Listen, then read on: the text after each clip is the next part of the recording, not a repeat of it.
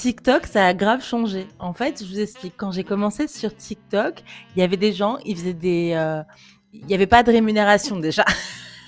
Et oui, on faisait ça par amour. Bref, après, ce qui s'est passé, c'est que il y a eu de la rémunération et c'était pas vraiment contrôlé. Du coup, il y avait des gens qui gagnaient des thunes à partager des bandes annonces, des petits sketchs, des vidéos, des reportages, des choses qu'ils ne généraient pas. En gros, ils ne faisaient absolument rien. Ils prenaient des trucs sur YouTube et d'autres plateformes, ils les mettaient en version verticale ou même pas. Des fois, ils se faisaient même pas chier et ils les mettaient, ils les balançaient et ils gagnaient des thunes, d'accord? Donc, j'ai un ami qui s'est amusé à faire des bandes annonces.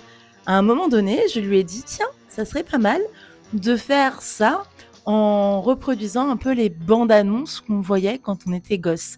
Je sais pas si vous vous souvenez, mais les bandes annonces des années 90, c'était Bruce Willis, une voix calme, posée, qui disait Bienvenue.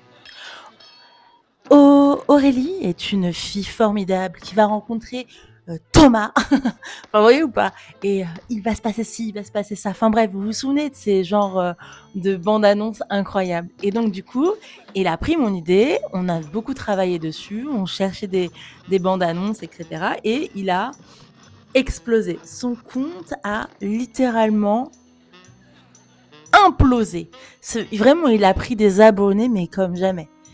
Bref, à côté, il y avait un mec que j'adore, que je sais pas ce qu'il devient, qui faisait que des bandes annonces, des vieilles bandes annonces. Et lui, il y avait mon pote, que je connais depuis quand même très très longtemps, qui lui prenait donc mon idée, prenait des nouvelles bandes annonces et créait comme les anciennes bandes annonces avec la voix de Bruce Willis, voilà. C'est à l'époque où il n'y avait pas trop. Enfin, c'était compliqué de générer tout ça. Tu le générais pas en un clic. Ça demandait vraiment beaucoup de travail, etc. Aujourd'hui, en vrai, avec les plateformes comme Sora, etc., je crois que tu peux faire tout et n'importe quoi, vu que tu peux dire à n'importe qui et à n'importe quoi et faire n'importe quoi à n'importe qui. Bref. Mais voilà, c'était une dinguerie. Et en gros, ces gens-là, ils ont gagné vraiment beaucoup de thunes à pitcher le boulot des autres et les mettre sur une plateforme pour gagner de l'argent. Ce qui fait que TikTok en est rendu compte et il a arrêté de rémunérer ces gens-là et il a rémunéré que les créateurs qui créaient du vrai contenu et qui se faisaient chier tout simplement à faire du vrai contenu. Voilà.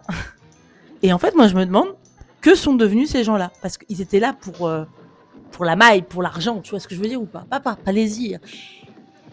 Et je me demande qu'est-ce qu'ils sont devenus ces petits comptes?